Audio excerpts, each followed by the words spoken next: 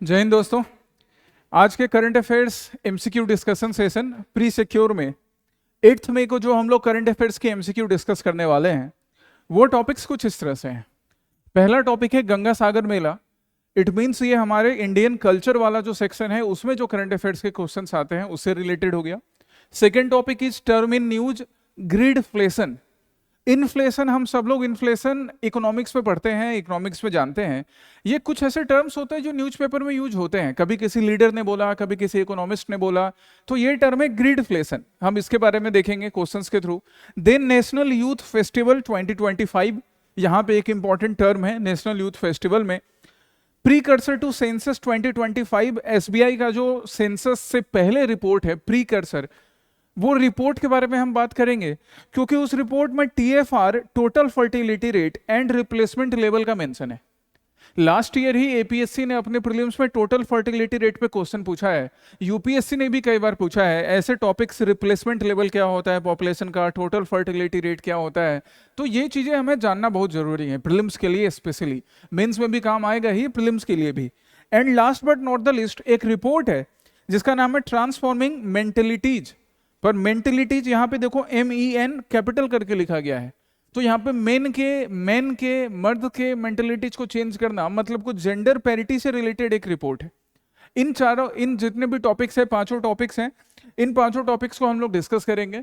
कल जो मैंने प्रैक्टिस क्वेश्चन दिया था उस प्रैक्टिस क्वेश्चन का सॉल्यूशन तुम्हारे साथ डिस्कस करूंगा और आज के लिए प्रैक्टिस क्वेश्चन दूंगा, ठीक है। So that would be the agenda of today's pre secure. पहला क्वेश्चन देखिए आपके सामने है। फर्स्ट क्वेश्चन में क्या है, गंगा सागर मेला। अब गंगा सागर मेला के बारे में क्या है कि गंगा सागर मेला एक बड़ा फेमस मेला है जो कि मकर संक्रांति के टाइम में ऑर्गेनाइज किया जाता है। जनवरी के टाइम में, संक्रांत का जब महीना चल रहा होता है, संक्रांत का टाइम चल रहा होता है, तो उसके बारे में पहला स्टेटमेंट है that it is held annually, yes, during Makar Sankranti, yes it is also correct, and is the second largest Hindu religious gathering after the Kumbh मेला।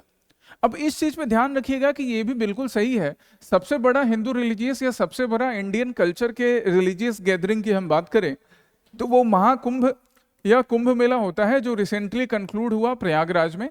और उसके बाद सेकंड लार्जेस्ट की हम जब बात करेंगे तो सेकंड लार्जेस्ट में हमारा गंगा सागर मेला है, जो गंगा सागर रीजन में, अभी हम देखेंगे कहाँ गंगा सागर रीजन है और क्या इसका कल्चरल रेलेवेंस है, यहाँ पर ऑर्गेनाइज किया जाता है वेस्ट बंगाल में। First statement is correct, second largest gathering है बिल्कुल। और मकर संक्रांति के टाइम में मतलब जनवरी 14-15 के अराउंड इस मेला को ऑर्गेनाइज किया जाएगा।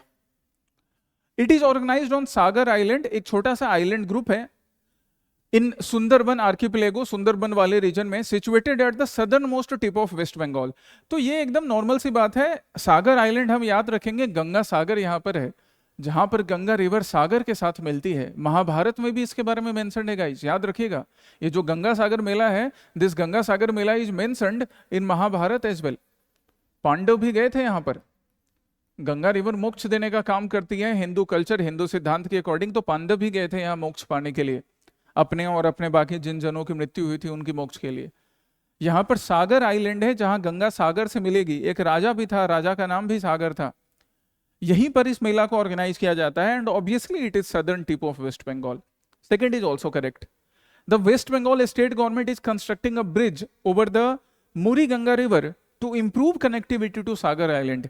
अब ये एक चीज बंगाल के न्यूज़पेपर में और बाकी the Hindu Indian express newspaper में भी मेंशन था कि मुरी गंगा रिवर गंगा की एक छोटी सी स्ट्रीम काइंड ऑफ है, यहाँ पर वेस्ट बंगाल की गवर्नमेंट एक ब्रिज बनाने का काम कर रही है सो दैट सागर आइलैंड की कनेक्टिविटी इंप्रूव हो सके। Again it is correct. Fourth one is the site is associated with the legend of king Sagar, जिनकी बात मैंने करी, एंड सेज कपिल मुनि, कपिल मुनि से एसोसिएटेड है, साथ में महर्षि भगीरथ से भी एसोसिएटेड होगा, तो हम उनके बारे में देखेंगे। ये स्टेटमेंट भी करेक्ट है। अभी क्वेश्चन को पढ़ के ही हमें इतने इंफॉर्मेशन मिल गए हैं और इसके बारे में डिटेल एनालिसिस की हम बात करें तो ये न्यूज़पेपर का आर्टिकल है जहां पे गंगा सागर मेला के बारे में द हिंदू ने एक डिटेल आर्टिकल प्रेजेंट किया था।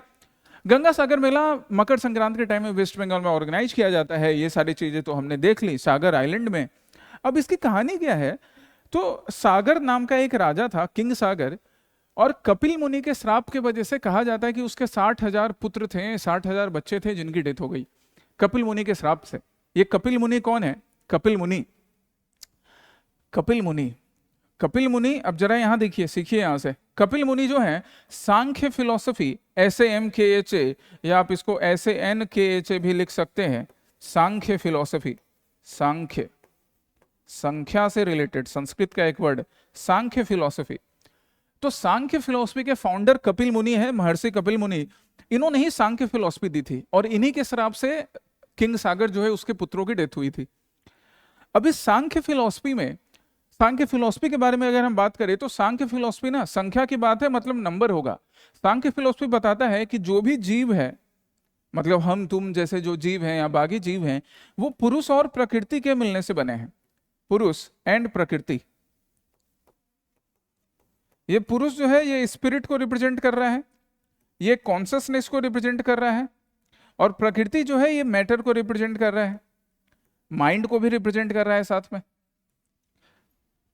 पुरुष और प्रकृति के मिलने से किसी भी जीव का फॉर्मेशन होता है। स्पिरिट जो है उसका कभी विनाश नहीं होगा, ये मैटर चेंज होते रहता है, प्रकृति चेंज होती है, उसके अकॉर्डिंग हर जीव का कैरेक्टर चेंज होगा। इस प्रकृति के गुण के बारे में भी कपिल मुनि ने बताया कि जो प्रकृति है, जो मैटर है, इस मैटर का, प्रकृति का गुण है, कौन कौन से गुण? सत्व गुण, रज गुण एंड तमस गुण या तम गुण, रजस भी लिख सकते हैं। सत्व मतलब सात्विक से रिलेटेड। जब हम फ्रूट्स खाते हैं, जब हम दूध का सेवन करते हैं, हम बोलते हैं कि हम सात्विक फूड खा रहे हैं, जिनसे हमारा मन शांत रहता है। तामसिक मतलब मीट, मछली, मदिरा, इनका सेवन करना, जिससे आपके अंदर ज्यादा एंगर हो सकता है, वायलेंस हो सकता है। और इन दोनों का बैलेंस होता है राजसिक। तो ये 3 टाइप की प्रॉपर्टी उन्होंने प्रकृति के बारे में बताई थी। Remember this thing about Sankhya philosophy. इन्हीं कपिल मुनि के श्राप के वजह से राजा सागर के बेटों की डेथ होती है और उसे मोक्ष नहीं मिलता है। आगे जाकर राजा सागर के बाद उनके सक्सेसर्स में से महर्षि भगीरथ आते हैं। महर्षि भगीरथ के पिताजी ने भी तपस्या की थी, पर गंगा रिवर पृथ्वी पर नहीं आती है। पर महर्षि भगीरथ की तपस्या के पश्चात फाइनली भगवान शिव के जटाओं से होते हुए गंगा रिवर यहाँ पहुंचती है, और इनको, जो सागर राजा थे, उनके सारे पुत्रों को, या महर्षि भगीरथ के हम एंसेस्टर्स की बात करें तो महर्षि भगीरथ के एंसेस्टर्स को फाइनली इस तरह से मोक्ष मिलता है। ठीक है, किंग के सक्सेसर्स में से एक महर्षि भगीरथ भी थे, याद रखिएगा। महर्षि भगीरथ अपने पूर्वजों, अपने एंसेस्टर्स के मोक्ष के लिए गंगा रिवर को पृथ्वी पर आते हैं। ये राजा सागर कौन हो गया? तो राजा सागर उन्हीं महर्षि भगीरथ के एंसेस्टर में से एक हो गया।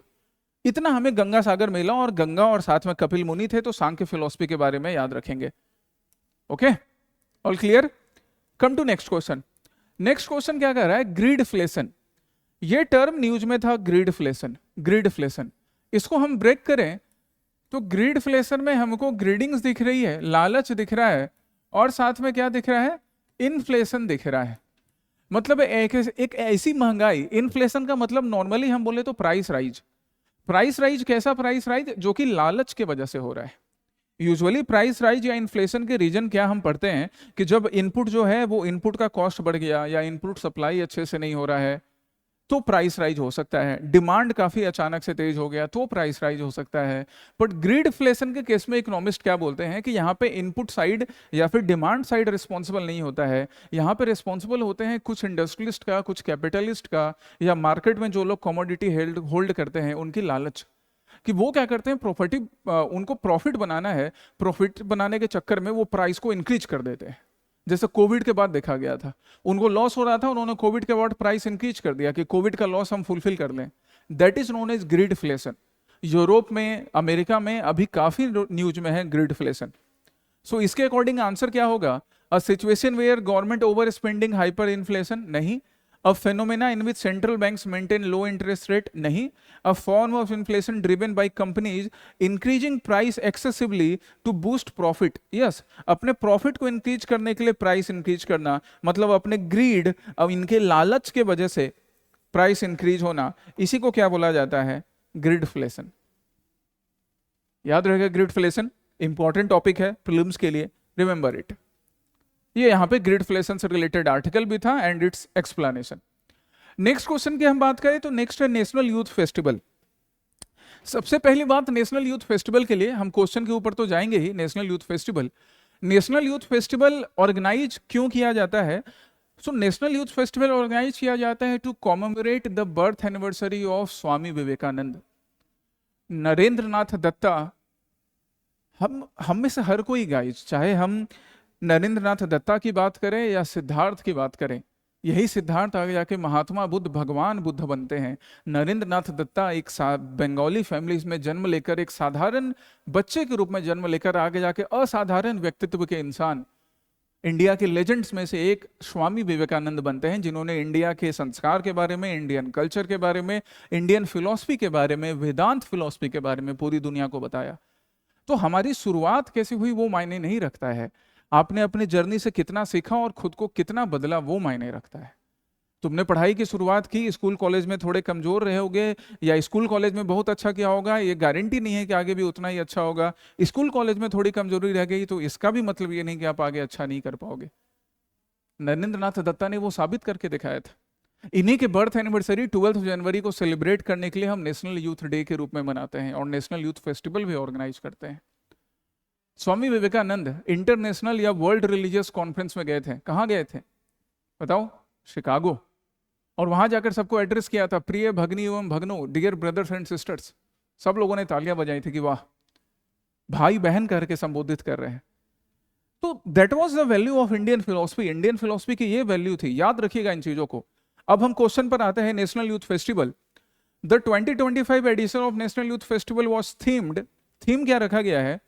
Youth for sustainable development. Yes, 2025 का जो नेशनल यूथ फेस्टिवल है उसका थीम है यूथ फॉर सस्टेनेबल डेवलपमेंट, क्योंकि सस्टेनेबल डेवलपमेंट तब तक नहीं पॉसिबल होगा जब तक यूथ अपनी रिस्पॉन्सिबिलिटी नहीं समझेगा, चाहे वो रिसोर्स के यूज को लेकर हो या रिसोर्स का जो प्रेजेंट रिसोर्स है यूथ है। हमारे कंट्री की जो डेमोग्राफी है, we have good number of young population, लेकिन अगर ये यूथ पॉपुलेशन अपना टाइम वेस्ट करे अननेसेसरी चीजों में तो फिर हम कैसे डेवलप कर पाएंगे? फिर सस्टेनेबल डेवलपमेंट नहीं होगा। कुछ लोगों का डेवलपमेंट होगा पर वो आगे तक नहीं चलेगा, या रिसोर्स का हम यूज तो करेंगे पर वो एक्सप्लॉयटेशन हो जाएगा। लेकिन यूथ अगर अपने टाइम का, अपने समय का सही इस्तेमाल करे, किस चीज में? कंट्री को आगे ले जाने में, अपने आप को आगे ले जाने में, अपने समाज को आगे ले जाने में, तो सही मायने में सस्टेनेबल डेवलपमेंट होगा। And that's why this was the theme. And emphasize sustainable development goals through workshop, seminar and cultural events. बिल्कुल सही है, पहला स्टेटमेंट बिल्कुल बिल्कुल करेक्ट स्टेटमेंट है। दूसरा, the festival was reimagined as the Viksit Bharat young leaders dialogue to engage over 3000 youth in India's development journey. अब इस फेस्टिवल को विकसित भारत यंग लीडर्स डायलॉग के रूप में भी सेलिब्रेट किया गया। क्यों विकसित भारत यंग लीडर्स डायलॉग के रूप में सेलिब्रेट किया जा रहा है? ताकि नेशनल यूथ फेस्टिवल को एक नया रूप दिया जा सके कि विकसित भारत के लिए, इंडिया के डेवलपमेंट के लिए इन यूथ का क्या रोल है। दैट्स वाई इसको एक नई तरीके से रीइमेजिन किया गया। सेकंड स्टेटमेंट भी बिल्कुल करेक्ट है। 3 day Viksit Bharat young leaders dialogue 2025 begins in New Delhi, जिसको हम एनुअल यूथ फेस्टिवल बुलाते हैं। यही चीज यहां पर आपके लिए डिटेल में मेंशन किया हुआ है कि नेशनल यूथ फेस्टिवल जो स्वामी विवेकानंद जी के बर्थ एनिवर्सरी के लिए मनाया जाता है, उनको कॉमेमोरेट करने के लिए जनवरी 2025 को इस बार विकसित भारत यंग लीडर डायलॉग के रूप में मनाया गया है। हाँ, इसको ऑर्गेनाइज करने वाले एजेंसी कौन है? तो वो याद रखिएगा, the event was organised by Mera Yuva Bharat, an autonomous body under the ministry of youth affairs and sports. इसमें नीति आयोग का या मिनिस्ट्री ऑफ एजुकेशन का रोल नहीं है, इसमें मिनिस्ट्री ऑफ यूथ अफेयर्स का रोल है, जिसकी एक बॉडी है मेरा युवा भारत। इन लोगों ने ऑर्गेनाइज किया था नेशनल यूथ फेस्टिवल, या फिर ये विकसित Bharat young leaders dialogue. Swami Vivekananda ji के बारे में पढ़िए, उनके बारे में पढ़कर जितना आप सीखिएगा खुद अपने आप में चेंज महसूस कीजिएगा। नेक्स्ट क्या है? Consider the following regarding India's demographic trend based on the precursor to census 2024 report. Census 2024 के रिपोर्ट के प्रीकर्सर की बात हो रही है। सेंसस इज ए थिंग जिससे प्रीलिम्स में और मेंस में हमेशा क्वेश्चंस आते रहते हैं। यहाँ पे एसबीआई ने एक रिपोर्ट सबमिट किया था, ये एसबीआई की रिपोर्ट की हम लोग बात कर रहे हैं। एसबीआई का research precursor to census, census के पहले का report, the fine prints of a rapidly changing nation. तो उससे रिलेटेड 2 स्टेटमेंट आपके पास हैं। पहला स्टेटमेंट क्या? The report released by state bank of India highlights a decline in India's average annual population growth rate from 1.63% in 2011 to 1.2% in 2024. अब ये पहला statement बिल्कुल सही है, यही हम लोग यहाँ पर अभी एक्सप्लेनेशन में देखेंगे। पहला स्टेटमेंट जो सही है, इससे हमको सिर्फ ये नहीं मालूम पड़ा है कि 1.63% 2011 में था और 2024 में ये 1.63 से आकर 1.2% हो गया है। तो ये जो सिग्निफिकेंट डिक्लाइन है पॉपुलेशन ग्रोथ में, what is it showing? This is showing that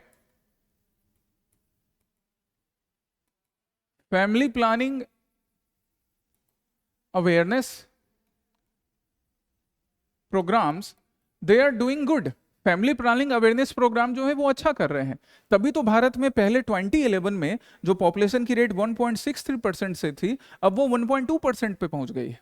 ये डिक्लाइन एक अच्छा इंडिकेशन है। ये डिक्लाइन शो कर रहा है that women, because women play important role. Basically पहले जब पॉपुलेशन रेट ज्यादा होता था, पॉपुलेशन का ग्रोथ रेट ज्यादा होता था, तो इसका बर्डन वीमेन पे पड़ता। क्यों? क्योंकि वो उनके लिए एम्प्लॉयमेंट अपॉर्चुनिटी नहीं हो पाती थी, या जो एम्प्लॉयमेंट अपॉर्चुनिटी है उस एम्प्लॉयमेंट अपॉर्चुनिटी से उनको अपना हाथ खींचना पड़ता था। पर अब अगर ये डिक्लाइन हो रहा है, it means they are having more choice, not only of giving birth to a new child but also to adopt new kind of employment opportunity, educational opportunity, political opportunity, अलग अलग opportunity. So ये also क्या indicate कर रहा है? Women's more rights in education, employment, बाकी सारी चीजों में। So this is a good figure, एक अच्छा फिगर है। पहला स्टेटमेंट बिल्कुल सही है, एसबीआई के रिपोर्ट ने भी ये चीज दिखाया है। सेकंड स्टेटमेंट क्या था हमारे क्वेश्चन का? सेकंड स्टेटमेंट, तो सेकंड स्टेटमेंट रिपोर्ट बोल रहा है India total fertility rate at 2.122 in 2024, which is very close to the replacement level of 2.1, suggesting a stabilization trend in population growth. इसको थोड़ा और हम यहाँ क्वेश्चन के हेल्प से देखते हैं। यहाँ पढ़ो, इंडिया हैज अचीव्ड, उस वाले सेकंड स्टेटमेंट में थोड़ा चेंज की जरूरत है, यहां इस सेकंड स्टेटमेंट को पढ़िए क्वेश्चन के। India has achieved total fertility rate of 2.0 as per NFHS 5, मतलब national family health survey 5। National family health survey 5 के अकॉर्डिंग इंडिया का जो टोटल फर्टिलिटी रेट है, क्या होता है टोटल फर्टिलिटी रेट, अभी मैं एक्सप्लेन करूंगा, वो कितना पहुंच गया है? 2.0 पहुंच गया है, which is below the replacement level of 2.1, जो कि रिप्लेसमेंट लेवल 2.1 के नीचे है। तो यहां से हमको दो चीज सीखनी है, पहला तो टोटल फर्टिलिटी रेट क्या है और रिप्लेसमेंट लेवल क्या है। एंड एक फैक्ट मालूम पड़ गया कि नेशनल फैमिली हेल्थ सर्वे 5 के अकॉर्डिंग हमारा टोटल फर्टिलिटी रेट अभी रिप्लेसमेंट लेवल से नीचे आ गया है। मतलब कि हमारा जो पहला वाला जो स्टेटमेंट है कि पॉपुलेशन ग्रोथ पहले फास्ट था, अब थोड़ा कम हुआ है, इसको ये भी वेरीफाई कर रहा है। Second statement is also correct. अब हम इसके एक्सप्लेनेशन पर आते हैं। वही चीज मैंने यहाँ सेकंड स्टेटमेंट में लिखी है सपोर्ट करने के लिए कि जो टोटल फर्टिलिटी रेट के बारे में एसबीआई रिपोर्ट बता रहा है, वो एसबीआई रिपोर्ट क्लोज है रिप्लेसमेंट लेवल के। यहाँ पे दो चीज का मेंशन है, यहाँ जो सेकंड स्टेटमेंट में ये TFR है, ये एसबीआई के प्रोजेक्शन के अकॉर्डिंग है, एसबीआई रिपोर्ट के अकॉर्डिंग है।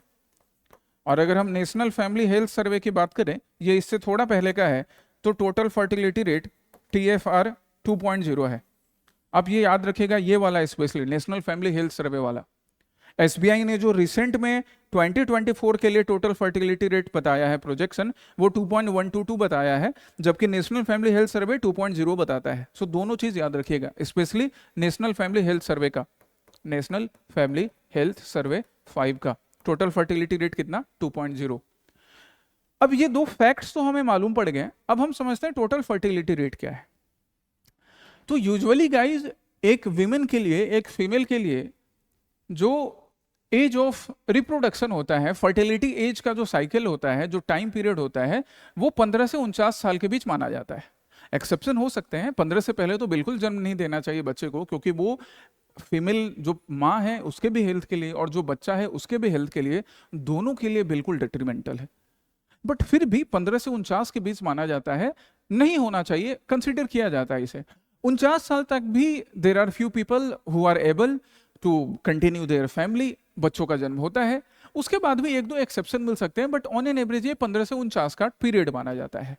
सो इस 15 से 49 के पीरियड में the average number of children a woman is expected to have throughout her reproductive years, इनका रिप्रोडक्टिव ईयर्स है ही 15 से 49 का, तो अपने टोटल रिप्रोडक्टिव ईयर में एक विमेन कितने चाइल्ड को एक्सपेक्ट कर सकती है, उसे ही क्या बोला जाता है, टोटल फर्टिलिटी रेट।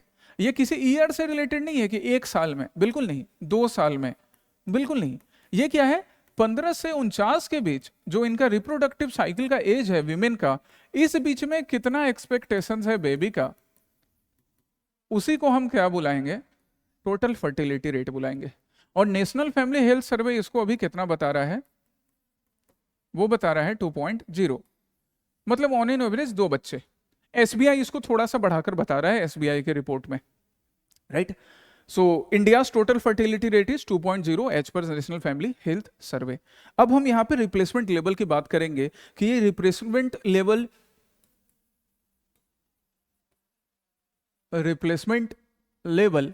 जो कि 2.1 है उससे लोअर है। अब पहले चीज तो हम जानेंगे कि what is replacement level and what is the impact of total fertility rate decreasing as compare to replacement level. Replacement level से कम होने का क्या इंपैक्ट पड़ता है। रिप्लेसमेंट लेवल ऑफ फर्टिलिटी कहने का मतलब कि टोटल फर्टिलिटी रेट, इसको अच्छे से समझो, total fertility rate needed for a population to maintain its size for one generation to other. और सिंप्लीफाई इसको करें, मतलब द रेट, वो रेट जिस पर एक पॉपुलेशन एग्जैक्टली खुद को रिप्लेस कर लेगी अगले पॉपुलेशन के लिए, अगले जनरेशन के लिए। एक्चुअली सपोज कि अभी किसी रीजन का पॉपुलेशन है 100%, राइट, 100 लोग हैं वहां पर। सो वो फर्टिलिटी रेट जिससे इस जनरेशन के बाद अगले जनरेशन में भी 100 लोग आ जाएंगे बिना माइग्रेशन के या बिना किसी एक्सटर्नल इंक्लूजन के, उसको हम लोग बोलेंगे रिप्लेसमेंट लेवल। तो यूजुअली रिप्लेसमेंट लेवल ना 2.1 कंसीडर किया जाता है, 2.1 चिल्ड्रेन पर विमेन, कि अगर हर विमेन 2.1 चिल्ड्रेन का अगर बर्थ दे रही हैं तो जो प्रेजेंट पॉपुलेशन है वो अगले जनरेशन वाली पॉपुलेशन को सक्सेसफुली रिप्लेस कर सकता है।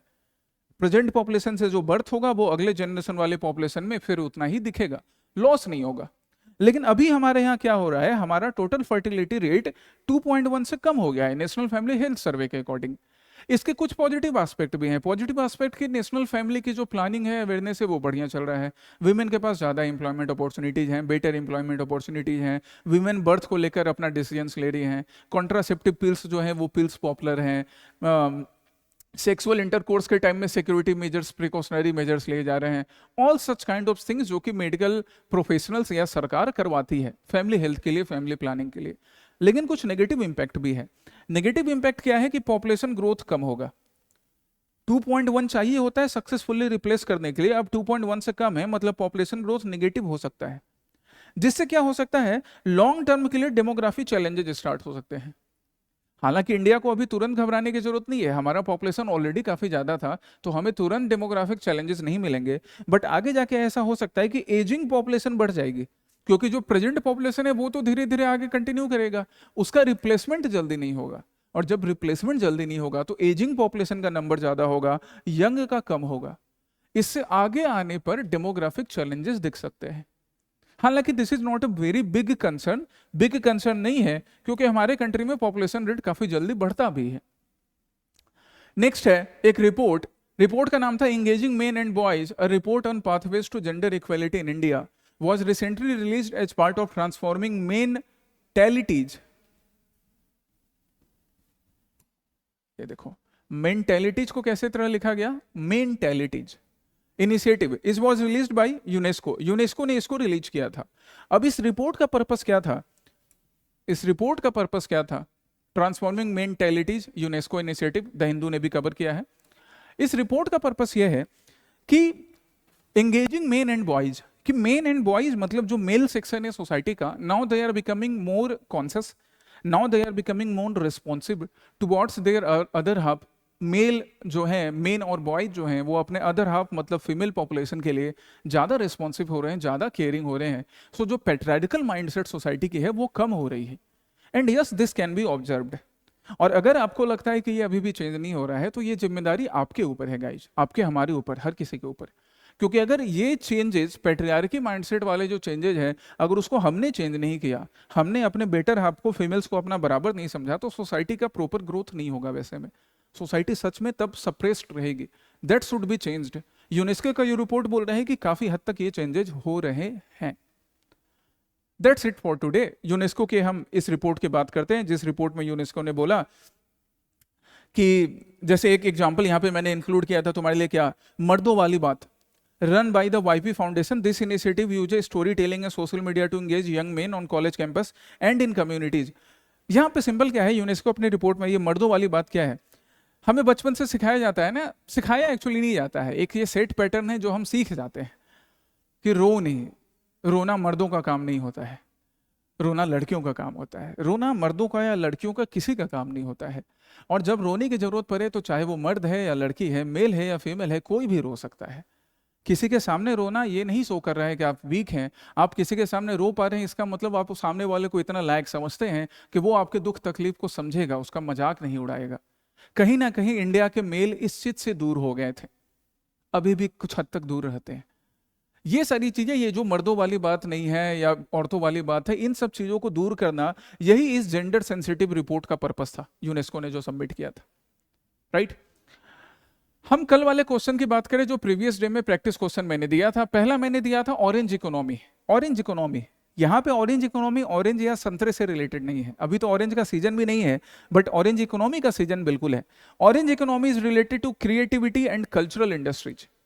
क्रिएटिविटी एंड कल्चरल इंडस्ट्री से रिलेटेड है orange economy. And right now recent past में हम देखते हैं और आगे आने वाले फ्यूचर में भी एक प्रोजेक्ट कर सकते हैं कि ये जो ऑरेंज इकोनॉमी है, इसमें काफी ग्रोथ होने वाला है।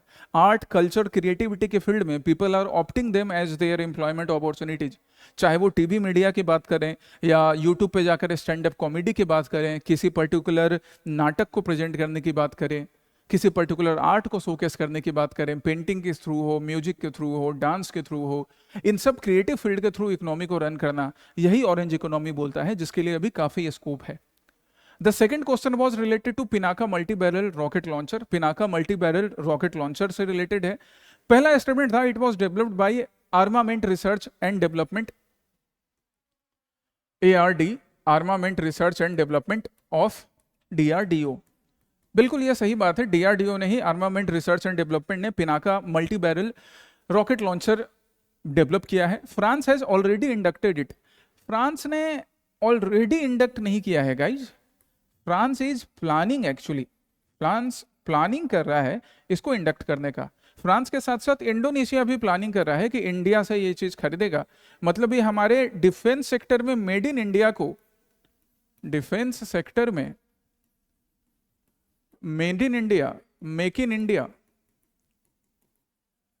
इस कॉन्सेप्ट को सपोर्ट कर रहा है। This is a good thing, एक अच्छा प्रोग्रेस दिखता है। Armenia is the first export customer of Pinaka system. बिल्कुल, आर्मेनिया जो है वो पिनाका सिस्टम का पहला नेशन है जिसने पिनाका सिस्टम को इंडिया से खरीदा था। अगर आप पिनाका सिस्टम के इमेज देखना चाहें, दो यू माइट हैव सीन, फिर भी मैं आपको पिनाका सिस्टम एक बार दिखाता हूं कि ये Pinaka multi barrel rocket launcher system कैसा है। पिनाका, ये देखिए, multi barrel rocket launch, multi barrel rocket launch.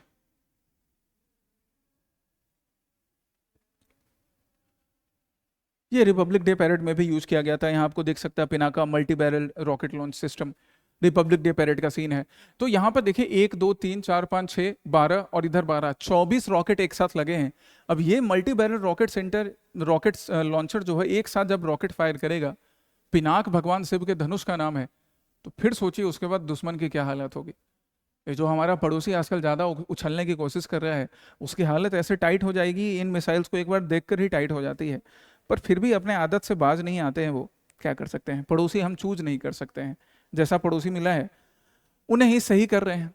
अभी प्रेजेंट में Pinaka multi barrel rocket launch की बात करें तो इसका रेंज अभी प्रेजेंट में सक्सेसफुली 75 किलोमीटर सक्सेसफुल टेस्ट हो चुका है। इसको आगे बढ़ाने की कोशिश की जा रही है। DRDO बात कर रहा है कि इसको 100 से लेकर 150 किलोमीटर तक के भी रेंज में डेवलप किया जाएगा, तो अच्छा खासा डेवलपमेंट है। इंडोनेशिया एंड फ्रांस बात कर रहे हैं इसको खरीदने के। Armenia has already bought it from India. And this is the practice question for today. ये आज के लिए प्रैक्टिस क्वेश्चन है। पहला क्वेश्चन रिलेटेड है प्राइम मिनिस्टर धन धान्य कृषि योजना से, एक इंपॉर्टेंट टॉपिक। दूसरा क्वेश्चन रिलेटेड है मिशन फॉर कॉटन प्रोडक्टिविटी से, जो यूनियन बजट 2025-26 में था। तो इन दोनों क्वेश्चंस को आप अटेम्प्ट कीजिए। कल मैं इन दोनों क्वेश्चन के डिटेल आपके साथ शेयर करूंगा। That's it for today, right. अपना ध्यान रखिए, अपने घर वालों का ध्यान रखिए। Keep studying, all the best, जय हिंद।